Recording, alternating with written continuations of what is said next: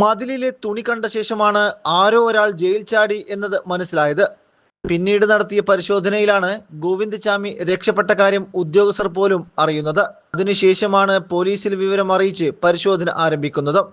മണിക്കൂറുകൾക്കുള്ളിൽ ഗോവിന്ദചാമിയെ പിടികൂടാനായതിലാണ് നേരിയ ആശ്വാസം. എന്നാൽ ഉദ്യോഗസ്ഥർ ജയിൽ ചട്ടങ്ങൾ പാലിക്കുന്നില്ല എന്നതിൽ ദുരൂഹത ഏറുകയാണ്. സർക്കാരിന് ഇത് തലവേദന ഉണ്ടാക്കും.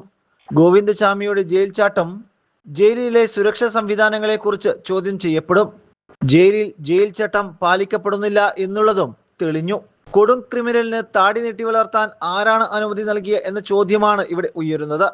മാസത്തിൽ ഒരു പ്രാവശ്യം തലമുടി വെട്ടണം, ആഴ്ചതോറും ഷേവ് ചെയ്യണം, ജയിൽ നിയമങ്ങൾ പൂർണ്ണമായും പാലിക്കണം എന്ന ചട്ടം കാറ്റിൽ പറത്തി. കൊടും കുറ്റവാളി താടി നീട്ടി വളർത്തിയിട്ടും ജയിൽ ഉദ്യോഗസ്ഥർ അനങ്ങിയില്ല.